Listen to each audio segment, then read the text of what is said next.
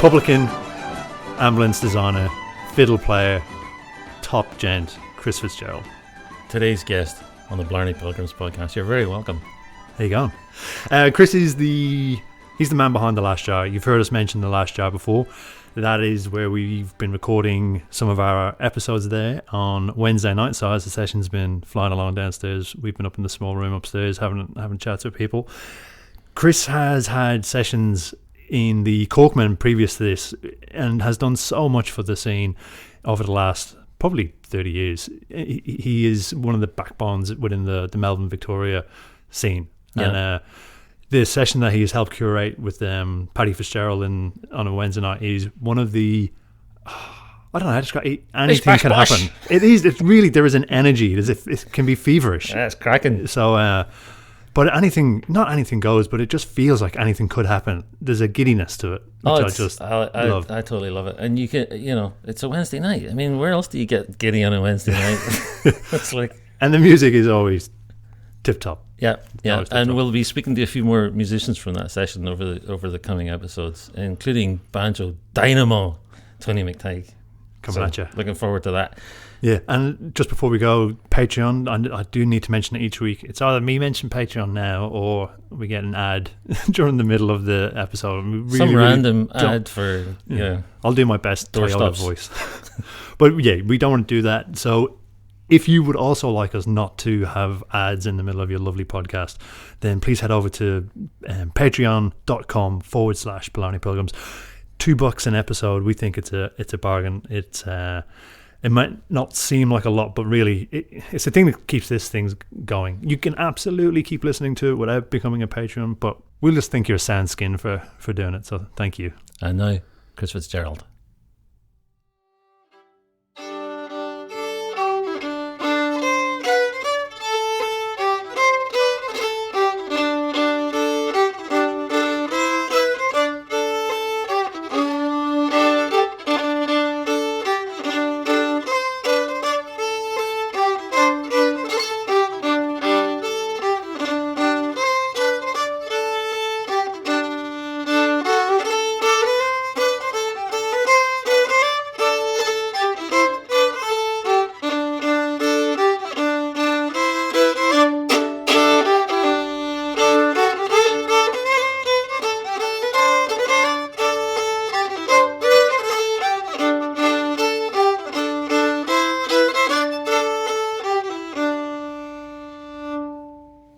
So what is that tune? I think it's called Yule Harbour. Right. Do you know where that is? No. Youghal, I think. Oh, Yule. Oh, yeah, that's Yule, okay. Yeah, it's in Cork. Well, that's 40 years of mispronunciation, correct? Right. So that's good. So I just got it out of a book. That's the first tune I ever learned as an Irish tune, or what I thought was an Irish tune, out of the fiddle. Right. On the fiddle. Yeah. There's the song Johnny Jump Up. Yep. Yeah, the first line of that, second line of that. Y'all. Okay. I think it's okay. Well, that connects a few dots. Yeah. So where did you come across that? How did you first connect with Irish music? I grew up in the bush, so my parents are from outback New South Wales, and Dad was a teacher in rural Victoria. So we grew up in sort of remote-ish areas. I think I lived in a town once. And I think by the time I was 21, we'd lived in about 8 or 9 different places, so we moved around a lot. Mm-hmm. And when I left home, which the last time was around Shepparton, came to Melbourne, and it was in that early phase of just the bush band and sort of Irish music creating presence in Melbourne. So you had bands, particularly after about second or third year of uni. There was bands like Moving Cloud with Dan Burke and the Kiwi band? Davey Kidd was a Kiwi player. Right. Dan's still around. Dan's a sort of a fixture in Melbourne. Hugh McDonald. And so often you had 3 fiddles. And there was just, Melbourne's always had great fiddle players. You had Louis McManus, Tony O'Neill, who was banjo and migrated to anything with a string on it. So it was very inspiring, and was sort of the heyday of the bushwhackers and the cobbers, which I didn't see a lot of, but that whole genre of music had its peak in that, which is really the late 70s, early 80s. Right. So you weren't playing as a kid, or no. I had 4 siblings, so I was the 4th of 5 kids, and 2 older sisters, an older brother and a younger sister, and they all had piano lessons, but I didn't, because I didn't see the point. So what age were you when you first picked up the fiddle then? About 20. Yeah. Right, okay. Yeah, so I liked the music, and the grandfather of a schoolmate of mine, he was a local violinist, played at the country dances, and he lent me a violin. Very generous of him, and he had a great ear. And I bought a book, an old-timey fiddle book. It was one of those books that had that sort of flat plastic record, a square record, and you played at 45. Yeah. And the great thing about that is that it showed you the finger positions relative to the notes. Yeah. Because, I mean, how else do you work that out? And so I just copied that, and then I taught myself to read music. And then I was just wild for it. Once I could get that tune out, I thought, well, there's no stopping me now. But what was the drive to go after it in the first place? I know someone gave you the fiddle, but had you got an inclination to chase it anyway? Well, I did. That's why I got the fiddle. I saw this music, and when you see 2 and 3 fiddles on stage, it's chilling up the spine, and audiences having a great time, and it just captivated me, and I can't explain why. I mean, we grew up on Dad's old 78s, Bing Crosby and all that sort of war era music, or pre and post war, and then just AC/DC, whatever the rock and roll was in the 70s. But how much were you getting too? Because being rural New South Wales, and you said you weren't even in towns, so no. Well, in terms of traditional music, not much. But we had to drive, because we went back to those to home, and there was a period in the 70s where our grandparents passed away, and we had a few cousins that were hit by trucks, basically. So we sort of went back over a few years. So there was always singing in the car. So there was always music around. Mum and Dad liked music, but there was nothing formal. Yeah. There was something about the Irish music when I heard it in Melbourne that it just captivated me, and I can't explain that. I did my genealogy recently, and even a 5th generation Australian, I'm still 91% Irish. So, right. So I don't know if there's something in the genes and the bones, but when I heard it, I just wanted to have part of that. So I just started playing, taught myself some tunes. I was living in a flat in South Yarra with a mate of mine, Mick Grogan. Mick, I'd studied as a orthotist, and Mick, at the end of first year uni, went off. He lived in Bendigo, did his hay carting job, and had an industrial accident. So he ended up having his leg chopped off, so below the knee. Yeah. So he and I became great mates, and I sort of assisted him through that process. So we shared an apartment, a flat down in South Yarra, and we were living next to an airline pilot. And I was learning a fiddle. I was going to ask you that. How was that? Because learning a guitar is there's a fret. Yeah. You put your finger there, right? Yeah. This is a lot more approximate when you're starting, right? Yeah, correct. So you slide a lot. So you try and find the note. And I would put clothing pegs on the bridge, and that will really mute it down. Yeah. So you could actually buy a mute, but it wasn't enough. So I'd be practicing at 8:30 at night, and then the police would arrive. The neighbours. You're kidding? They actually called the police on you? Yeah, quite often. It was a bit of a regular. I mean, that's really understandable. Well, I can understand the guy, but I had a burning desire, and I wasn't at 3 a.m. It was at reasonable times. He just had unusual time clock because of his shifts, and the police were always embarrassed. Really harmless person. Buying away on the fiddle. So then, how is there a moment when you're starting to learn this that you kind of go, I can actually probably pull this off? Well, that was the tune, because the Yule Harbour tune, it involves a C on the A string, and so being able to do that and it vaguely sounding like the tune, I thought, I'm hearing what I'd like to hear, and it sounds like a tune to me, and I can repeat it. I'm not making a mistake and mucking it up every sort of couple of bars. Yeah. So then, were there? I mean, you were watching these bands and stuff. Were there sessions and stuff around? Yeah, Melbourne, there were. Or? There was. Yes, they were, but they weren't very accessible. So. Mainly because I wasn't a good player and I didn't have a repertoire. So you go to the Dan O'Connell. The Dan was sort of the centre of the universe for Irish music, at that time.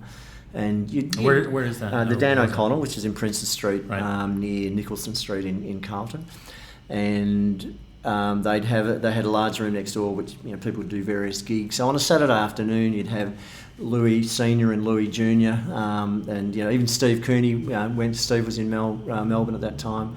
all those sort of, Simon Melia, who passed away a few years later. Who was Steve Cooney? Steve Cooney, if you look at pretty much any over the last 20 years in Ireland, there's a guy with a sort of a goatee and the dreadlocks. That's Steve. So he's quite revered and well known in Ireland as an accompanist. Oh, I know exactly who you mean. Yeah, exactly. And I knew you would. Yeah. Yeah. And so Steve, which I actually had a lesson with him once. So he was playing bass in a reggae band called Randy and the Jar Roots, and Randy was this big sort of Ghanaian guy. And they used to play on Saturday afternoon at a pub in Clifton Hill, so I went along and saw them, and they were just the hippest thing around. It was just fantastic. And anyway, I saw, because I was living near there was an ad, for music lessons, Steve Cooney, the bass player. So I went and had a couple of lessons with him, and that was amazing. I know it was a slight digression, but he's a bit of an ethereal character, but his head was just totally around music. And I was living in a house, so we're talking about the early 80s now, so in a house with jazz musicians. So we're about 3 or 4 years down the track now 2 or 3 years since I started. And the friends at the time who I were playing old-timey music with sort of migrated to jazz, so I went from 5-string banjo to tenor sax, and we all learnt jazz theory. Anyway, so I thought a few lessons off Steve Cooney would be helpful.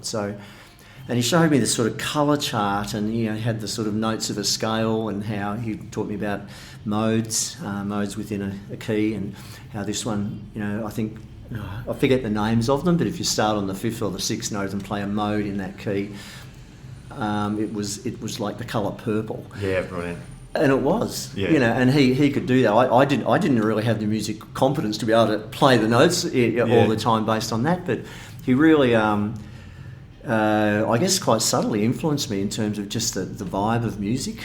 Is that something you ever kind of continued with, the theory behind? Yeah, well, I continued learning music theory. He wasn't a fan of jazz because it relies on dissonance and resolution to give it the vibe and give it the feel for people, whereas he was more about harmony. Yeah. But he also taught me about just pentatonic scales, and then he incorporated Japanese pentatonic scales. It was like talking to an encyclopedia, and his perception of the world was through music, and that was pretty inspiring. And I think I just had a couple of lessons at his house in Clifton Hill, and then I think he disappeared soon off to Ireland, and then made his sort of name over there. But he was a great, and I don't know him personally, but he was at one point in my life there was a bit of an influence, because even though the whole household went off and led jazz theory at Northern Taith, and we share a house that was all musicians, so it would have been my turn to cook. So you'd play the piano, someone else would play bass or a horn, and so it'd be blues in B flat. So that'd go on for 1 hour and 20 until dinner was ready.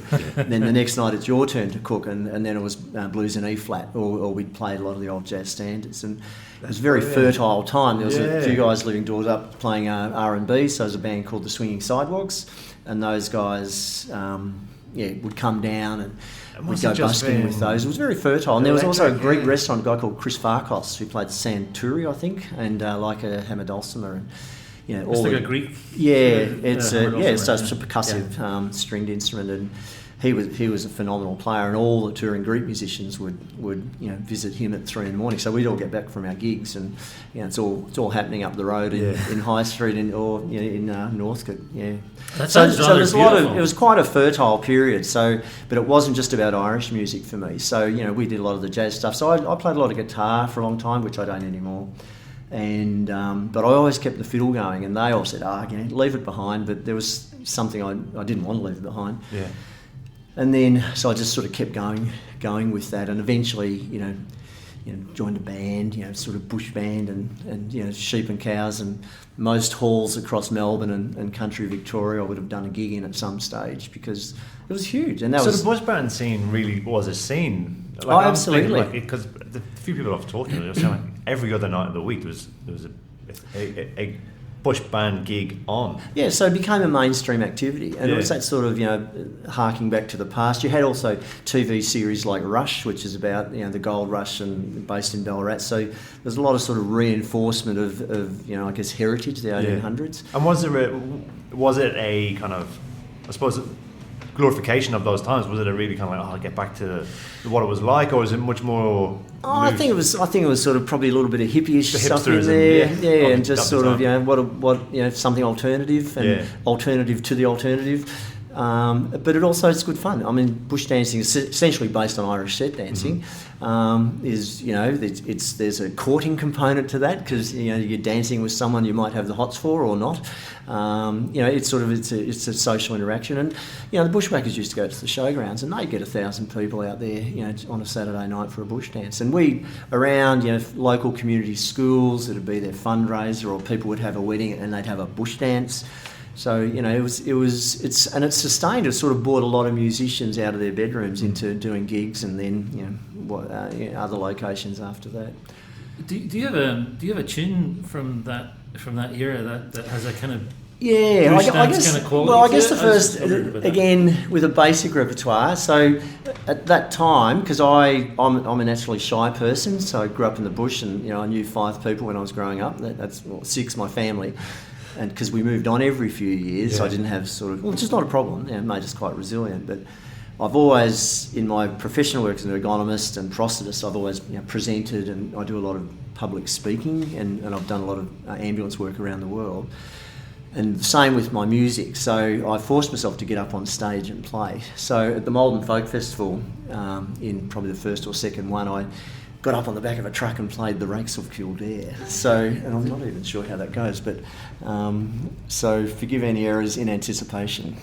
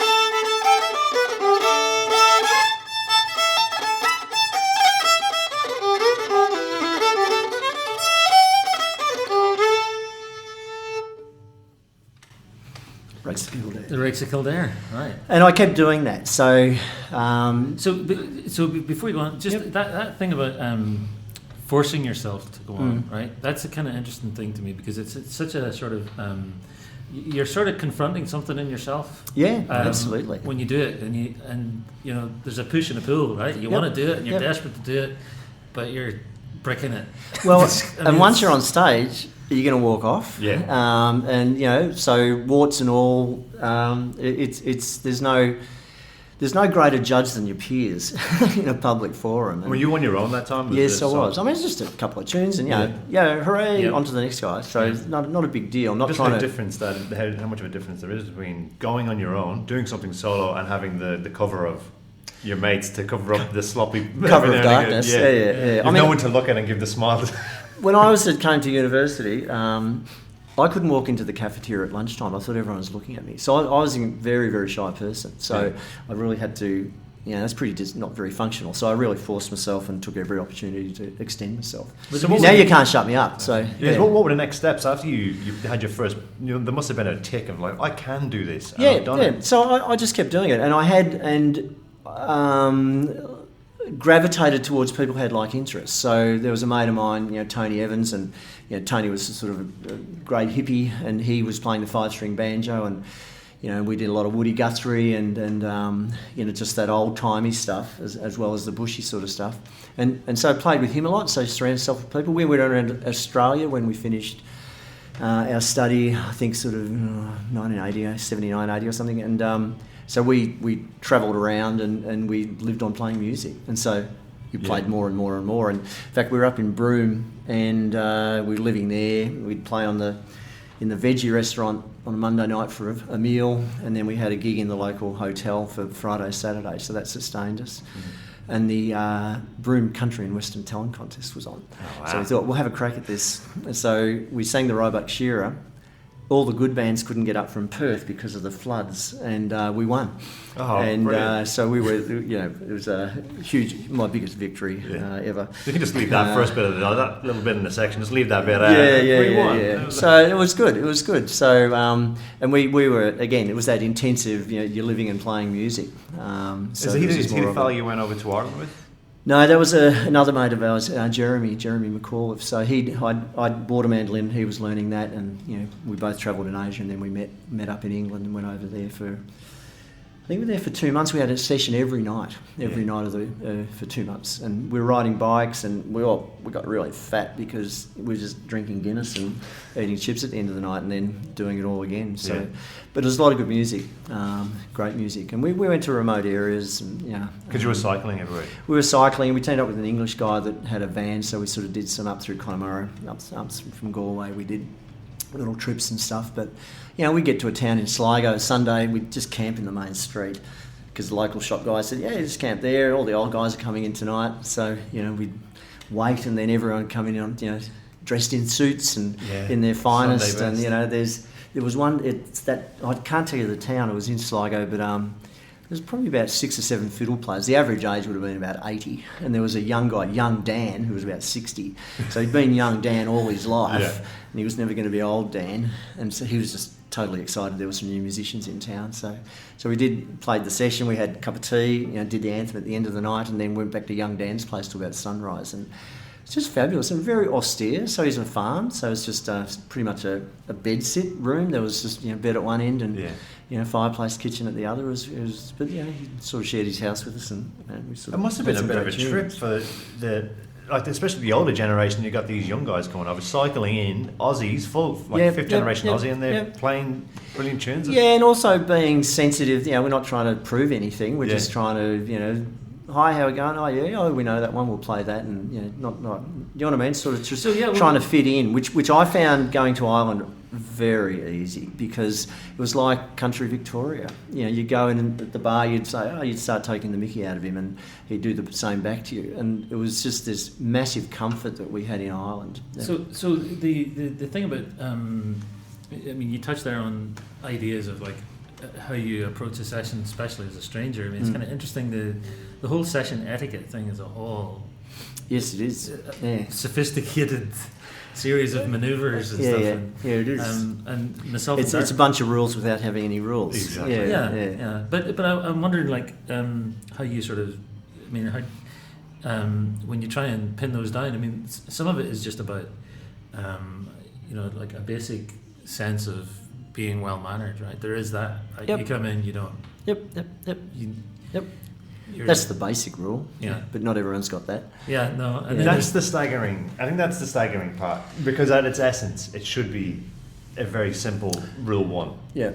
But that's actually one of the most not everyone's complex. got that sort of self-perspective. And that's, we're populations, and that's why I learned as an ergonomist. I now do ergonomics work. I design around populations. So you need to, and within populations you've got variation, and musicians are their own set of people. So they're a little bit off the end of one scale, I think. Yeah. To be a good musician, you've got to have something weird about you, because you spend a lot of time by yourself practicing. Uh-huh. So I know a lot of musicians. I don't have a lot of close friends as musicians, but I like a lot of the players. But there's something about successful musicians that is not completely within the normal sort of spread. But look, even regarding sessions, so earlier on there was various session opportunities, and you just got to know players, and you sort of mixed at your level, and then eventually you'd sort of make your way through. So it was sort of bootstrapping. There wasn't sort of an easy pathway. Yeah. And then as a publican in the last sort of 15 years, because I was a publican at the Corkman Hotel and then here at the Last Jar, I describe to people that don't understand the session culture is that my job is to curate. I sort of curate the session. So I make sure that there's a minimum quality or calibre of music, and then if I need to, I'll manage exactly the etiquette within the session, which I don't enjoy doing. But sometimes there's been incidences where someone gets a bit abusive. right, out you go. Yeah, I'm going to have to bar you. You can't say that sort of thing. But I drink here a lot. Yeah, I know you do, and we love your custom, but you can't break those rules. And even sometimes I'll encourage people that, there's a few very good players that'll just get the notes on their phone and they'll look down, and I'll give them feedback saying, look, it's great you can do that, but it's really not the sort of what the session's about. So what is the session about then? Well, for me, the session, it's interesting. The session is about what's created during the session, and that's the whole thing. It's a spontaneous event with a few social rules that most of the time most people apply, and it's the coming together through a common repertoire, or where there's not a common repertoire, it's giving opportunity for someone to show something a little bit different, and you get a different exposure. So, because even in Ireland, and I sort of went back, because we went back a number of times, and I've sort of got to play with some good players, but I don't need to. I just want to see good players. You know what I mean? So I don't need to sort of play with people and say, "Oh, this is what I can do." It's just not part of my makeup. So whereas a lot of people want to, do that, it's just, for me, it's just hearing good music, and I could listen equally as much as play. The sense of this is a very welcoming session, it is. Actually, yep. I was just very interested to. I've completely lost my train of thought here. That's I was actually trying to get to something about the intangible thing about a session, and you summed it up really well. About it's about what happens in that space, in that moment. And there's certain Wednesday nights that I would come in here, and the streets are fairly quiet. Didn't seem like much. You come in and the place is like. Yeah, it can be telling, and also within a night. So the session this week, so Paddy comes every second week. Paddy Fitz, and so this is his off week. So, and I didn't get in until about sort of 6, and, it's sort of bubbling along, and then you get the people that arrive there at 4 or 4:30, heading off at about 7, and then it sort of had a bit of a dip, and then quite a few of the singers from around town had been out on the Terps after, they're getting together after their St. Pat's gig. Yeah. So, Kieran Boyle, Pat McKernan, Marty Kelly all came in. So here's a guitar, boys, and away you go. And that sort of happened from about 10:30 onwards. Right. So and also we give people some platters of food at 9, and so often that's half an hour and people just catch up. It's very, very social, and it's very welcoming. And Paddy Fitzgerald, because Paddy's been involved in both the Corcoran and here for such a long time, Paddy's really set that as the benchmark in terms of how we've sort of facilitated and managed, and everyone's encouraged to sing if they've got a song, and these days with Google and a phone, everyone's a singer or can be a singer, and it's just fabulous. So when did it start? Sorry, no, I just wanted to ask you. I just wanted to ask you a wee bit more about that. Yeah. The thing about the phone. That's where I was kind of meaning to go. Yep. Like, what's lost when that's happening? Well, I think it's not a complete loss. So it's a transaction. And the loss is, okay, well, it's not completely consistent with the tradition of I bother to learn a song, to a standard that I'm happy to sing it in public. So there's a little bit of a loss on that side, but there's a gain on the side of your participation of people that otherwise would not participate. And that just expands the whole realm. It gives them an opportunity, as I talked about myself. And, okay, well, I did it this time. Maybe I will go and learn that song. Or maybe there's another song that that worked. What am I going to do next? And it doesn't necessarily occur that way, but I always sort of see it as a sort of a balance. Yeah. There is and something it's contributing. It's people that are contributing that otherwise would not, or may not. Yeah. There is something. I wonder if there's something kind of different about a song that is internalized, right? You know it, and you're singing it. Yep. And you're not reading. Right, so yep, there's two absolutely. different processes there. Which I agree. And I'm not being disparaging. No. Like you say, it enables people to be included and stuff. But it is really interesting thing for me that like how you can see somebody who is reading, and then you see somebody who's singing, and when the words are in you, there's a whole different thing going on. Totally. I agree, but there's still a social interaction with the latter. So and it's pretty rounding the edges off that. Like as you're saying, like people are participating and. Yep. If that's the barrier to entry, and all of a sudden you've got that little, the 2 lines I always stuff up on, that's all really I'm going for. Then to know that you can do that, that's fantastic. And how many more players and singers do you get just for them? Yeah.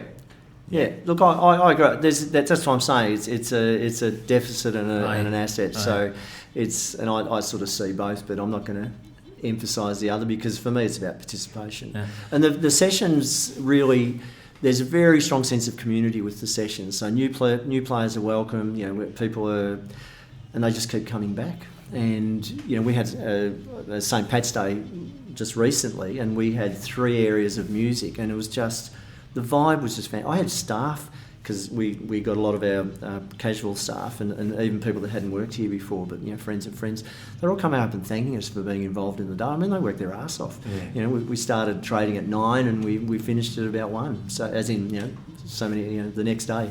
So we started playing at 10 in the morning and finished about midnight. So it was a big day, but it was just fabulous. And really that was an extension of the session. Really, so it was about that sort of social connection, social interaction, and for us, as a venue here at the Last Jar, that's really what we're about, is people trying to sort of feel comfortable.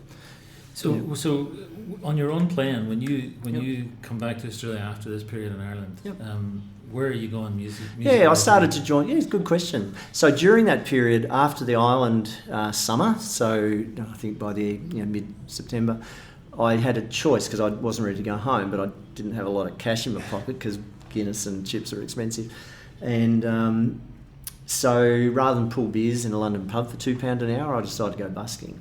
And I'd met some people at Clancy Week, so I went down to Amsterdam and started playing there. So Irish musicians. So I used to busk in the old, the red light area there with the partner of a great musician, and he was off touring. So she and I would play as soon as we had enough for lunch. That was it. Down tools, off for lunch, and then I sort of made my way down through France, and there was I was hitchhiking, but not having great success, and it came to my attention there was a snatched train strike. So I was in Lyon, on the edge of Lyon, so I just jumped on a train and went all the way down to Barcelona, no ticket, got through, and then I sort of busked in Barcelona. So I then found my way to Madrid, and I met a Canadian guy called Graham Hellier. So he was teaching English, and he was living with a German woman who was a flight attendant, and he was teaching English, but he was paid monthly. So often the last 10 days of the month he was skint.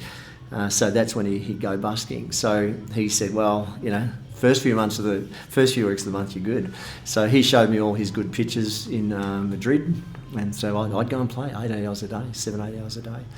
Yeah, wow. And my goal was to not repeat tunes, and because I've been in Ireland and I'd sort of been learning, I used to be able to do most of that day without repeating tunes. Incredible. I couldn't do that now. And I'm not sure the quality of sound, but you find a good pitch. So I had this great pitch outside, like the Myers of Madrid, El Corte Inglés, the English cut, and on the opposite side, so I started about sort of 9. There was a cafe, and because they start late, finish late in Spain. And this was only 10 years after Franco had died, so Spain was really still waking up. So I'd be, scratching away, and then at 10 o'clock the Garda Civil would come. So they were the guys with the funny peak hats on the side, and they'd literally stick a machine gun into my belly, say, off you go. And so everyone in the cafe is going, fists up, and, so they're sort of being appropriately disparaging of them. And then as I'm packing up, a hat full of pesos would come over, and that would sustain me till lunchtime, and you know what I mean. It was just fabulous. And then you meet people on the street. So I then got contacts up in the northwest, and the northwest up in Galicia, it's Celtic, and again it's 10 years post Franco. So I sort of went up there, and I sort of did a little tour, and I did a recording for a university for their play later that year, and it was just fabulous. And they were just hungry for it, and they were looking around for it. So, but it meant I was playing a lot. So I was playing a lot, and then when I came back, I just joined a band called Black Sheep, and we did the sort of combination of the sheep and cows and whatever was contemporary in that genre. And then they played a lot of tunes, so we had about 4 tunes players out of a band of 6, and then just kept sort of progressing through there. But I can play tunes. So busking, so my busking, again, I'm a shy guy, and busking, you're putting yourself out there. So I would put my foot in the door with busking with this tune. So I think it's called Rodney's Glory, but I really haven't played it for a long time. So if I muck it up, I'll just keep going, and then I'd lead into a jig and a reel. So I might do my busking foot in the door thing.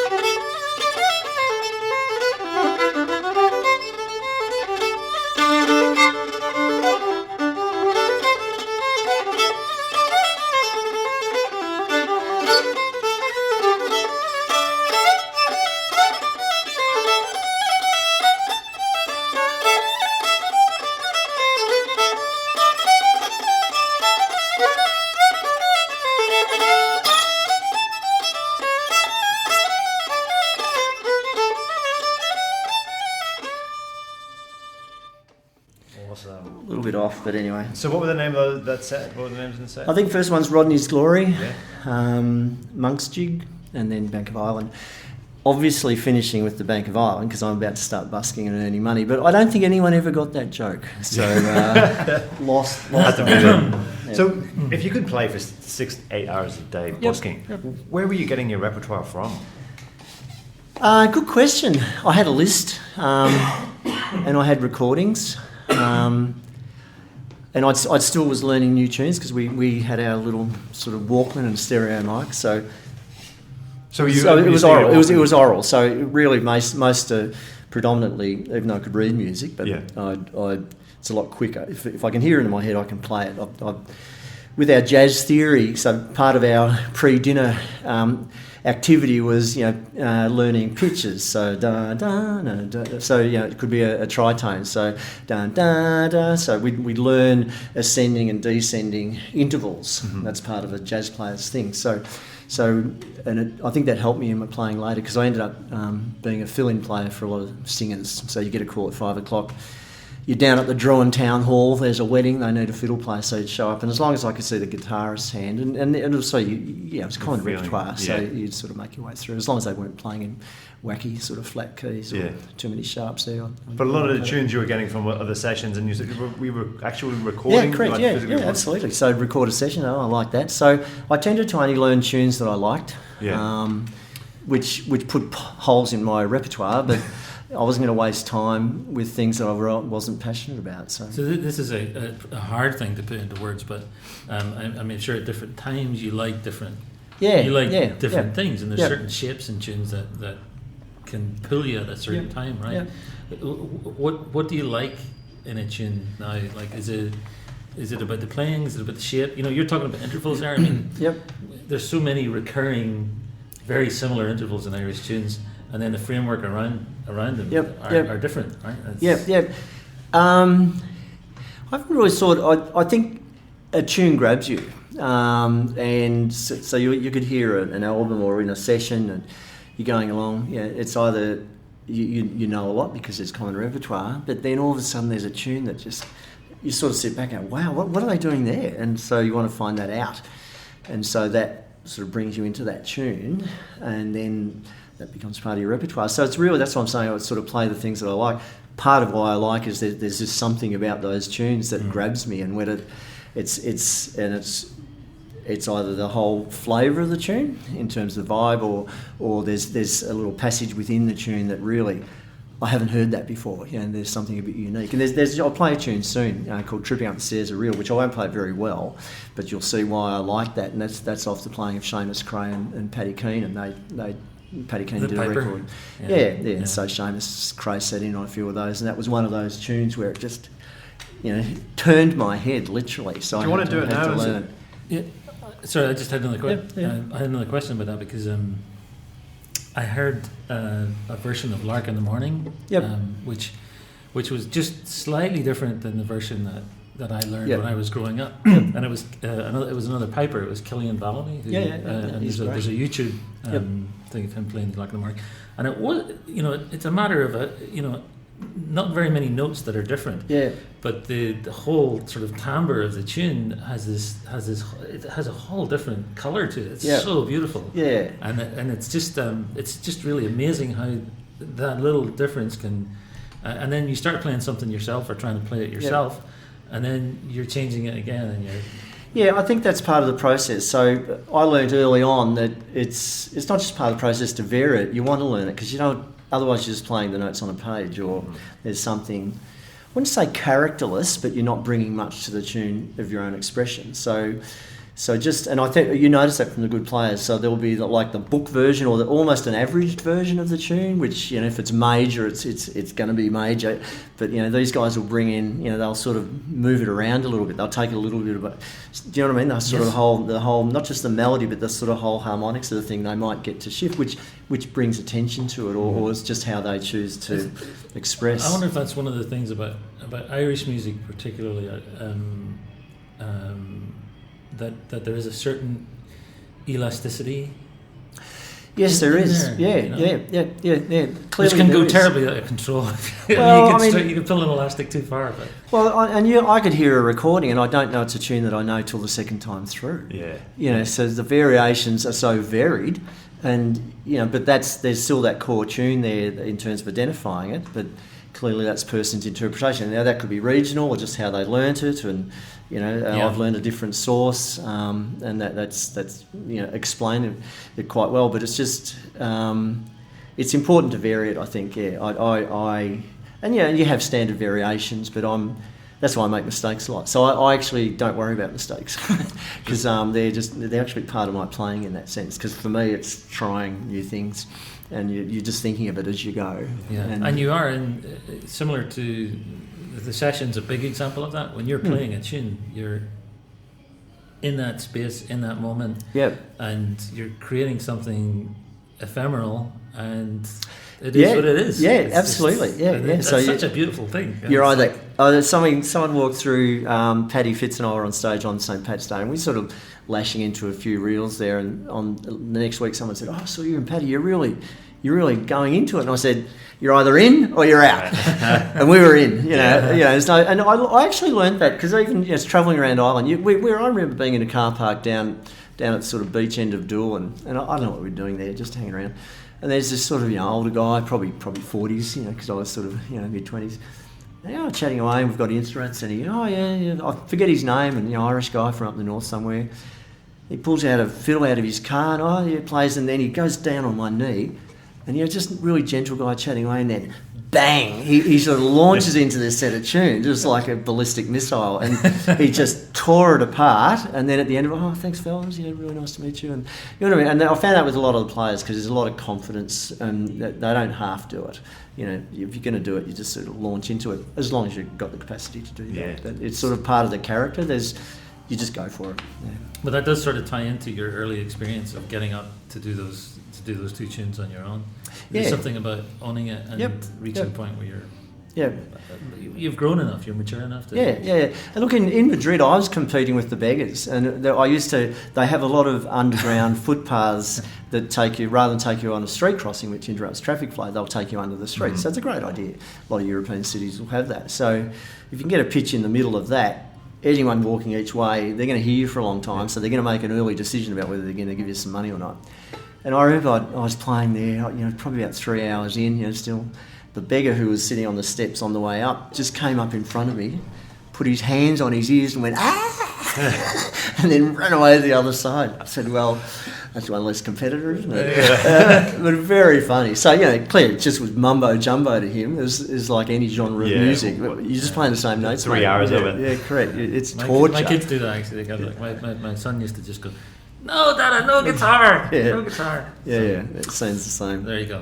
I'll do this tune. I don't play it very well, but it's a cracking tune. So I can listen for it. What's you mentioned there's something particular. Yeah, so... Sorry. So what they do... So he's going to put his third finger on both the two strings and then do a pedalling. Oh, I'm doing that terribly, but you'll hear it in the tune. Yeah, perfect. I'll do it just as badly in the tune, but in a sense, I just hadn't heard of that, and it's actually not easy to play. Of course, Seamus Cray sort of nailed it. Yeah, but I just like the tune, and again, the whole point was that this was something that just captivated. It just caught my attention. I just had to learn it. So, but I haven't played it very much.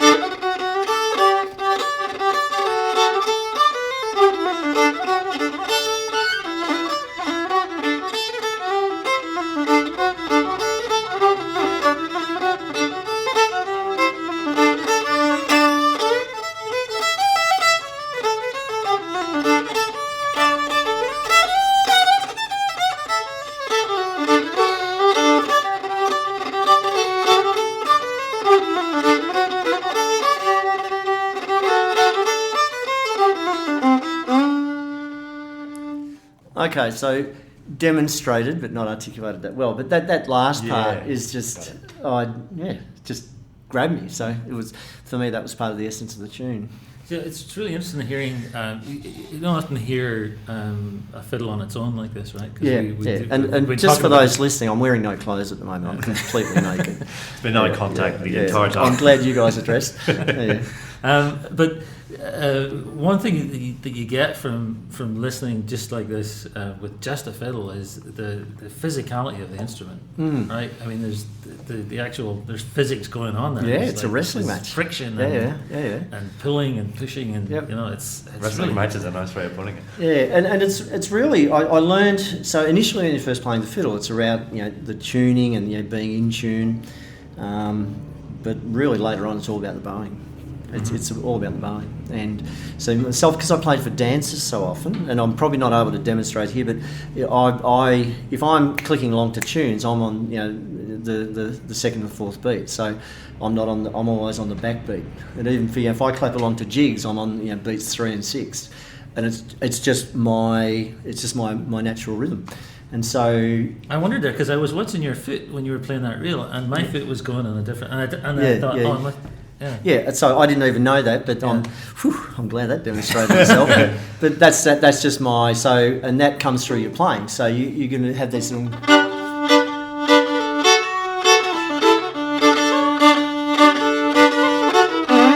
Do you know what I mean? So in a sense, in a broader band context, or even a 2 or a 3 piece, that's just going to give this drive. And so I've always sought to do that. That's just part of my playing. So do you get to play much now? I try and play the sessions as much as I can. Sometimes my work takes me away. So I probably get to probably 3 sessions out of 4 here, and then I do the annual gig. It's the old joke: got to have a venue to get a gig, and so we do the St. Pat's thing, and we did that at the Corcoran for years. And then occasionally for the Irish community. So for the National Day this Sunday, I can't do it this year. I've got another commitment, but I normally play down there with Greg Wright and Paddy Fitz and Michael Gribben, Mick Gribben. And Mick and I will occasionally do stuff. So we're asked to do something by one of the punters who comes to the session. He's a member of the Lions Club down at Brighton. So for Christmas, they asked if we just sit in the street and play some music. It's just part of their thing, and we were happily did that. So we did, which was hilarious. So playing with Mick Gribben is a great experience. He's a very funny man. He's a player and he sings. Yeah, so Mick often he'll often come in. Yeah, he often comes in sort of after 9 at the session, and he's got a great repertoire, and he's a good guy to do gigs with. So occasionally I'll do those sort of things, but I don't. I'm not on anyone's radar anymore if they want a fiddle player, and I think that whole scene is completely different now. So I used to do 4 nights a week. I used to work full time, renovate a house, and still do 4 nights a week for quite a while. So what's on at the minute? What's on at the minute for anyone listening that is interested as well? Yeah, I guess I'm sort of a little bit out of touch because I sort of my work sort of doesn't give me the freedom to be able to just wander around, but. Certainly the old-timey side of things, you've got Craig Woodward and that whole sort of coterie of people doing great things, and they sort of gigging all the time. I think you've got a lot of sessions, so Ado, I think you interviewed Ado recently, and that sort of whole ex-Basting Street group of people, they get together and play a lot. Well, you've 2 here, right? Beg your pardon? You have 2 sessions here. Yeah, so with the Wednesday, which is really the Corkman session at the Last Jar, because of the way that sort of finished. And the Sunday we started a session because there was a group of younger players looking for a venue. So Sarah Wade and Emma and Cam, who are now in Ireland but due back soon. So there's that sort of part of that scene, and they hadn't been able to secure a venue, or so they requested. I said, no, knock yourself out. Right. So we started that, and my nephew was doing some social media for us, and so he built it as the younger person session, which. Yeah. Really, I normally what's I wouldn't be. I wouldn't. Yeah, 14. Yeah, so I wouldn't be as overt as that, but it wasn't a bad thing in the sense that it gave that identity. And so more recently, almost for the last year, I organised someone to lead the session, but deliberately first hour and a half is for the less experienced players so that they've got a chance of doing what I didn't get to do, of getting an avenue for them to play. It's such an important thing, and it's such a, we've spoken about it many times, that the balancing act between having a good session of quality music and having an avenue for new people to come in and feel welcome to absolutely, because you need to mess up, you need to make mistakes. You can't. Yeah, you've got to keep encouraging the next generations of musicians, which in Irish music could be people in their 60s. And there's quite a few players here that have only started in retirement. And they're great. They've got all this time, so they're playing a lot. And no excuse. So it's not just age related, but and so that's why I'm saying that in terms of being the responsible for a venue, that we deliberately try and curate a scenario that is not just giving a benefit to us, trying to get punters in to eat and drink while there's music. It's really trying to support the scene. And we did a gig recently down in our dining room where Johnny Cardy and Maggie Cardy and Chris Norman and Rennie from New Zealand, essentially as two pieces, did a 4-piece sort of gig, and that worked really well. And they enjoyed the gig, and we're hoping to go more into that. So I've been talking to some of the others around town that there's not many venues where you can get 40 to 60 people. It's either house party, house concert, maybe 20 or 30, or the bigger venues which they're empty if they don't have 100 120 people. So the best way to follow you, Facebook, Instagram, which is the last. Didn't do it just to advertise, but certainly the last jar. But Facebook, Instagram. So just look up last jar. Any details we'll put it in the show. No problem. So and look with the Wednesdays and look the Sunday nights. Everyone's welcome. Mm-hmm. We put the Sunday night in a different location, so we wanted a different vibe. We didn't want to recreate the Wednesday quite deliberately. It sort of goes up and down, but normally there's at least sort of 6, 8, 10. Sometimes you get 15 or so, and it just varies like anything. What we do is make sure something happens consistently. So that's the problem. Part of the problem is it every second Thursday? Is it every third Thursday? No, it's got to be every week. If you miss it once, then you're just not inclined Correct, to go back. So you need that predictability that it's Wednesday night, it's Sunday night. I know I can expect something. So but it's good, and it's. I mean, Irish music's a global music, so I've had the benefit of travelling a lot with my work, and I remember going to San Diego once. I was there for a week, and first thing I do is find out where I used to travel with the fiddle. And where the local Irish pub is and what night the session is. So you rock up there and, hi, I'm Chris, and all of a sudden you're talking to a captain of a nuclear submarine who's been underwater for the last 12 months. Or in Toronto, I sort of landed and there was a fiddle festival. So they were sort of bringing people from all over the country, in the heart of Toronto. And so you get to meet, there's a Quebecois band there, and before you know it, you're at 4 a.m, you're at a party playing Quebec tunes, which are fantastic because they play them 7 or 8 times, and by about third or fourth time, you've probably got most of the tunes. So I do actually. I'm really intrigued by what happens to a tune when you play it, like much longer than is customary in an Irish session, which is like twice round or 3 times round. You do get into a different space with that tune. Yeah, you do. It's sort of like my kids are into sort of doof house and deep house and trance, and I love a lot of that stuff. And I've noticed more and more over the years, even the older players like Paddy, they'll play, Road to Liston Varna or, some of those sort of shorter tunes. They'll play them 6, 7, 8 times, Craig, who you mentioned, from the old time, Craig Woodford, he does that with the old time stuff. I go to a lot of that and I'm like 10, 15 minutes in, and these freight trains, and particularly when it's at a festival or something, you've got 30 odd players, and it's got its rocky bit at the start, and then that moment when it's just all sinks in, it's just transcendental. And it's got a momentum, and who's going to break that momentum? Do you want to be the guy that sort of mucks that up? So, and look, the Irish, the reason they don't do it is it's not normal. So, but I've noticed more and more people, like this week we played a tune probably 7 or 8 times, and it's great. People firing up, and then is this the last time? And that's okay. People on edge. So it's good. It's good. But I mean, it's sort of like monks chanting or something. It's almost sort of this sort of harmonic sort of resonance to it as it goes through. Because particularly you tend to do it with the driving tunes. You're not going to do it with something that is a little bit insipid. Yeah, but anyway. Yeah. Thanks so much for taking the time. No problem at all. As I said, I will get any links and anything for people to be able to find out where the sessions are on, so they can actually come down. Yeah, no, great. Take it, eh?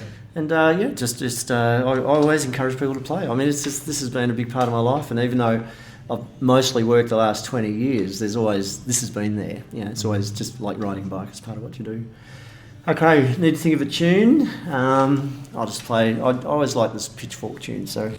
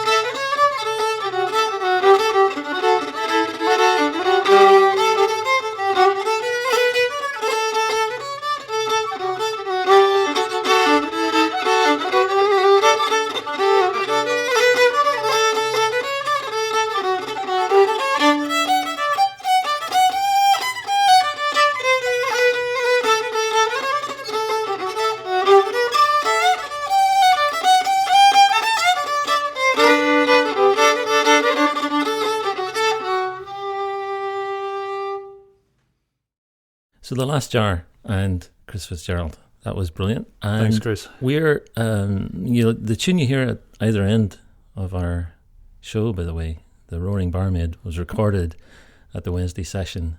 So that gives you an idea of the kind of and I have to say, hot mess of traditional music that's kind of bursting out of the place on a Wednesday night. Don't forget to head over to patreon.com/Blarney Pilgrims. It's really easy. There's a become a patron button. You tap that and you fill in some details. You can shoot us a message or whatever there too. It's also where you'll find Dom's weekly blog as well. His post that takes you off on all wonderful little what would you call them? Little rabbit holes that you can just keep on going down. It's a fantastic way. If you've got a few hours, you just want to click. It's a daydream. It's a daydream. It's a kind of daydream. Anyway, patreon.com/Blarney Pilgrims. Okay, cool. Well, listen, thanks very much again to Chris Fitzgerald. Thanks, Chris. And all right, good luck. Nice one.